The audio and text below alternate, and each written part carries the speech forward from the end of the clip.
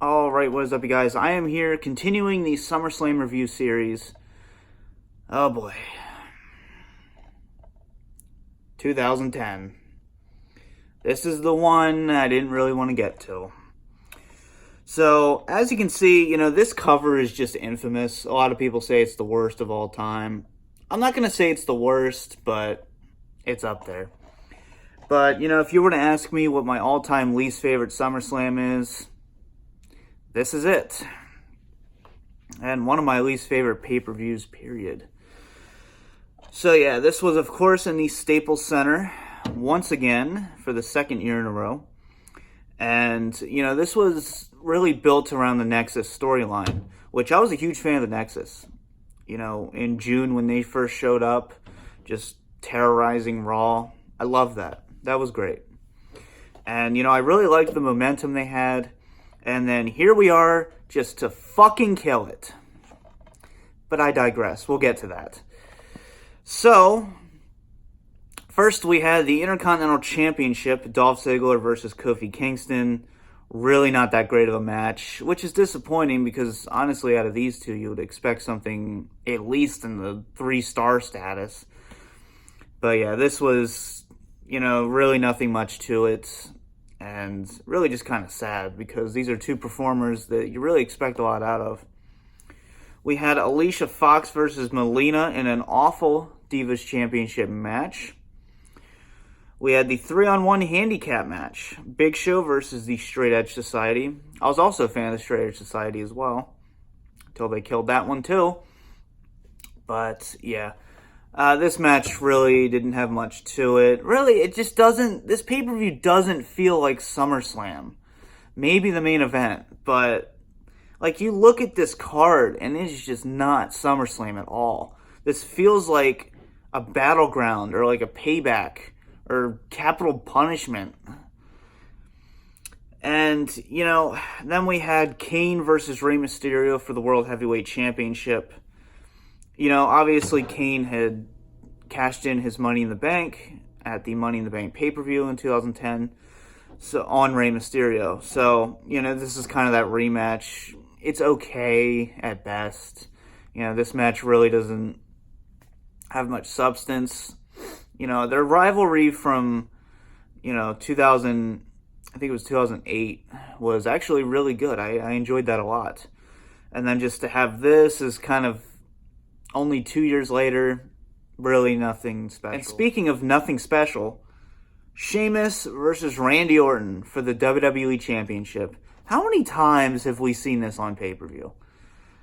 Talk about nothing against Randy Orton. You know me, I'm not a Sheamus fan. But talk about two wrestlers that have no chemistry. They have just... I can't name one good match that they've had. This was decent. Maybe 3 stars. But, oh my god.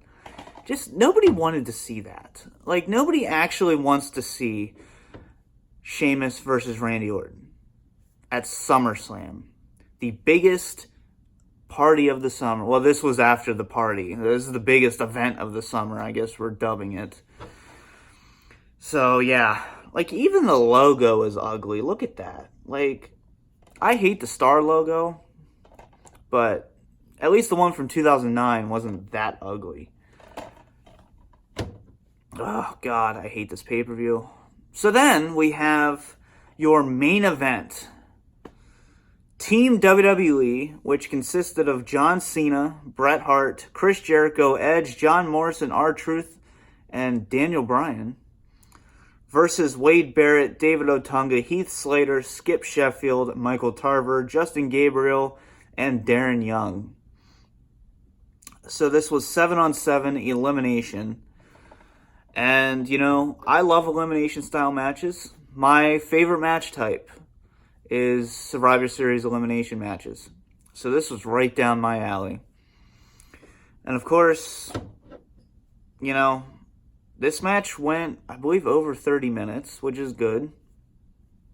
This is still match of the night, which isn't saying much, but at least it's still match of the night.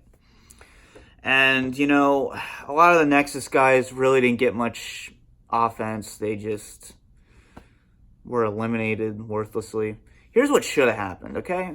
You should have, if you wanted Nexus to be this irresistible force, only have 1 or 2 eliminated and then have the rest just absolutely annihilate Team WWE. Give them that big win, that momentum. Edge and Chris Jericho really argued against the finish of this match. They thought they should have lost to the Nexus.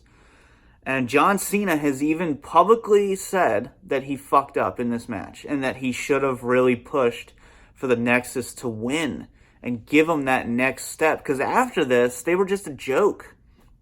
Because John Cena, of course, I like John Cena, but he goes into Super Cena mode and wins the match when the odds were stacked against him.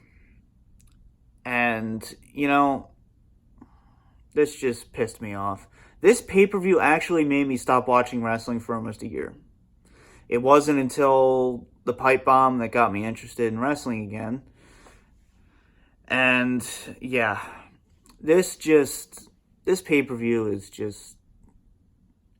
words can't describe how much I dislike this pay-per-view. Like, you have this group who has this much momentum. You're putting them over. You're having them beat the fuck out of everybody on Raw.